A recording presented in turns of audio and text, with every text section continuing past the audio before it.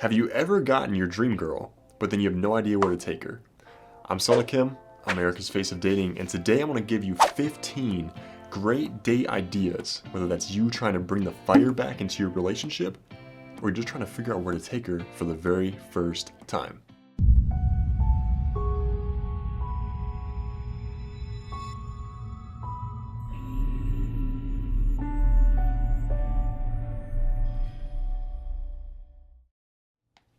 I have an email here from a viewer, and she sent this email in because she listened to my video newsletter, 7 Core Principles to a Successful Relationship, and the person who sent that email in for that video, they had a problem with getting into a routine with their woman, and he actually ends up losing his woman, but he gets her back. And so she wanted to write in about a couple things that she does, I believe, with her husband that really enhance their relationship and keep that fire growing and alive today. And so this is her email. Let's just jump right into it. She says, "Hi Selma, I'm a huge fan of your work. I'm Carly and I read your post about the 7 core principles of successful relationships. And I know that the person struggled with falling into a routine with this girl or keeping the relationship a constant love story. I thought I'd share some of the things that my husband and I do that keep us constantly growing together. I know in your book you talk about the 3 G's of successful relationships, and one happens to be growth." So, first, I thank you very much for reaching out and really wanting to enhance Team SK. I'm looking for people to join this team and to join my community who are like-minded individuals and who want to help each other grow and become better people. And so just the fact that you came here just to help someone else on the team, that's amazing. And so I want to send you one of my hardcover books for free on me. If you do watch this, make sure that you email me and we can get that arranged. But you are right, a man needs challenge. That's the thing that really wakes him up in the morning, that really keeps him going in the morning, that makes the blood rush through his veins. And so it's the same for a relationship. You can tell in a lot of these relationships when a woman tends to get bitchy and moody, it's because she needs some sort of drama in that relationship. She needs some sort of volatility. And I'm not talking about emotional abusiveness or emotional volatility. I'm talking about something that she doesn't know what's going to happen next romantically. And so when you get into this routine, then she tends to throw some tests in there, some bitchiness in there to really spike some volatility to get you going, to work you. And she tests you so that you can become a better man and really enhance this relationship. And I heard from David Data that relationships, and especially women, they're more like a flower in a way where, a lot of people that would go days without watering that flower. And when they do that, then the flower tends to wilt and becomes dry, and then the thorns get extra, extra sharp.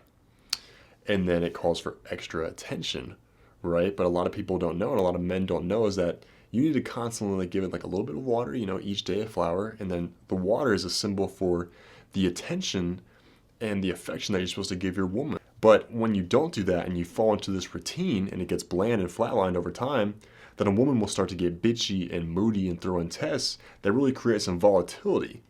And I'm not talking about you need to create volatility in your relationship like you need to, I'm not talking emotional volatility or like abusive volatility. I'm talking about romantic volatility where she doesn't know romantically what's going to happen next, where you're going to take her next, what's going to happen, the feelings that are going to be created. And so when a relationship gets bland and it gets flatlined, then she's going to start to become bitchy, moody, and test you just so she can get some of that drama in the story, because women love drama. Think about one of the number one genres that sell of all time, and that is obviously romance and rom-com and all that, because women love reading about that stuff. It's like, duh, right? So you need to put some of that in your own love life with her. But oh yeah, the David Data thing, you need to constantly nourish your relationship like a flower. Keep watering it every day with attention, with affection, with care for it. Because what happens when it doesn't is that the flower will wilt and it will get dry, and that's when the woman becomes bitchy and moody to get that water back that she craves, basically. So she ends up saying, "There's nothing more boring for a girl when a man calls and says, 'What do you want to do?' And she's like, 'I don't know. What do you want to do?' 'You.' 'I don't care. What are you in the mood for?' In reality, she just wants him to make the decision and go along for a good time. So she's putting a man or you in the position to be the leader. You're supposed to set the times, you're supposed to set the dates, you're supposed to get everything taken care of so you can just bring her on the date for a good time. That's what she wants. She doesn't want to be in the position. That's a masculine thing to do. That's what an alpha male does, what a man does. He brings her out for a good time. You think you're going to see James Bond or Harvey Specter or some of those lines going back and forth with a girl? What do you want to do? Oh no, what do you want to do? I don't know. What do you want to do? No. They're just going to take her along and give her a great fucking time, and she's going to be thinking about it all day long. She says, how does that make her feel special? Like you took the time to plan something out for her. She doesn't want to decide what to do. She wants you to put her into a love story, make her life an adventure. That's what I basically just said. An alpha male always has a plan, and you want to bring into that plan some excitement, some feelings of good emotion, because that's what's going to cause you to go on a second date, a third date, and ultimately, if your goal is to get with her forever, that's what's going to happen. But you got to keep doing that. Bring her into a moment where it's like when you're together with her, it seems like time is moving in slow motion, but in reality, it's moving by like at the speed of light. It's like hours pass and it feels like only 5 minutes have passed. That's the kind of woman, the kind of person that you should be waiting for, the kind of person that you should be going to find, is that one that brings you an emotion like that. She says, I'm including a list of things that my husband and I do that keep the excitement alive and keeps us bonding. Number 1, when he took me skydiving. I didn't want to go and I was so nervous, but he assured me that he'd keep me safe. I couldn't even put it into words because even though I told him I didn't want to go, he managed to make it one of the best dates of my life. And that's because relationships need obstacles. They need something that's going to cause the blood to rush through their veins. Imagine all of the people that have boring relationships that are not, imagine the relationships that never have done that, never will do that, and the women out there that are just bored. They wake up and they do the same thing every day. They eat their boxed lunch, they eat their boxed breakfast, they go in their boxed car and they drive to boring work and they come back to their boring house that looks like every other house in the neighborhood, and then they have boring sex. People need challenge. They need something that sparks growth in the relationship, and one of the things that I fear doing is going and swimming with sharks. I was talking about, my girlfriend really wants to do that, and she says she's scared as fuck to do that. And I'm scared to do that too, I'm not going to lie. But it's just like I have to do that. I feel like men need to face that fear in order to grow their relationship. And so I know that one day I am going to eventually go swim with sharks and feel that feeling. My heart's going to be racing, because in that moment, you're not thinking about the fact that he didn't clean the countertop when you're skydiving or swimming with the sharks. You're not thinking about the fact that he said this fucking 10 years ago to spark some random drama in the relationship to get some volatility. No, it's because you're in the moment. That's what's causing the relationship to grow. It's what's causing you to bond together at a deeper level when you're doing and experiencing things like that together. Number 2, she says, massages. Pretty classic one. Maybe add some wine, add some wine to that, massage each other, get some oils or whatever. I'm assuming you're talking about massaging each other. Number 3, one of the best dates that he ever took me on before we got married was when he took me to the art museum and he proceeded to act like a tour guide, spewing out dumb, outrageous facts about each of the pieces. One of the pieces that was very colorful, he said, This is one of my favorite pieces painted with crayons by Leonardo DiCaprio, the actor. It is an optical illusion. You see colors, but it is really a black and white. Fascinating, he says. That's actually really fucking hilarious, and I could see myself actually doing that. Your husband sounds like a hilarious guy. Number 4, do a random number generator of left and right and do it 20 times. Get in the car and follow the left or right that you did, and then the place that you end up is what you have to do for dinner. That one is pretty fucking solid. I'm going to have to do that one myself. Apparently you just get a random number generator, I'm assuming off of Google, put left or right in the generator, and it's going to generate left or right, and you do that 20 times, and wherever you end up, that's where you're going to be. Hopefully you're not, if you don't have money, maybe you shouldn't do that in a rich area, because you're going to end up at like the Eagle's Nest or something like that and have like a $1,000 dinner. Number 5, play some putt-putt. I mean, that's pretty simple, but it's very fun. We have this place in Indianapolis where it's actually glow-in-the-dark mini golf, and it's the coolest thing ever. Number 6, watch the sunset together. That's pretty romantic, just sitting on the sunset during golden hour, or going to a field and setting up a picnic with some wine and watching the sunset go down together. Like, that's something that she would remember for the rest of her life. And something I really want to do is go up on the rooftop of my house and watch the sunset during golden hour and get some wine. And it's going to be kind of difficult getting down though if you're a little tipsy. Number 7. The sweetest date he took me on was simple, but it was when he took me to play with the dogs and kitties at the local pound. They didn't get to interact with people, but they don't get to interact much with people, but the only problem was that I wanted to take them all home, so we pulled away from the parking lot with me crying. I mean, something for people to really take notice is look how feminine this woman is. It's like she's acting like a little girl, and that's what happens when you have a woman that is in love with you, is that her feminine is going to come out. That little girl from when she was younger is going to come out, because you have so many people nowadays that are telling you, grow up or wipe that smile off your face. And really that's only a direct reflection on who they are and that they're not happy. And they try to tell you to grow up and get a boring job and live life like them. And they're miserable. And it's like, look how feminine that this man has her. She's saying kitties. It's like, what grown up do you know that says kitties, right? And it's awesome. It's very sexy for a man when a woman is in her feminine, when a woman can embrace her femininity. And so as a man, this should be your goal, is that you always have a feminine woman come out, because you don't want to put her in a masculine. It's not what she wants to be in. She wants to be feminine. She wants to be open with you. She wants to feel bonded with you. And you can tell that this girl, or the guy that's dating this girl or married to this girl, does a really, really good job of that. Number 8, laying under the stars together. He set up a blanket and we had snacks, possibly driving to a remote location. That's pretty cool. It's kind of like the sunset one where you just set out a blanket and watch the sunset together with some wine or some picnic action, whatever you want to do. I mean, laying under the stars, it's very romantic. Imagine doing that on the beach in the sand. Like these are very common. You're like, oh, these are very simple. But it's like, when you think about people out there, they don't get experiences like this a lot. And it's very, very sad. Number 9, spontaneous things such as deciding to do hot yoga, ballroom or salsa dancing, or something that's passionate and makes your heart race.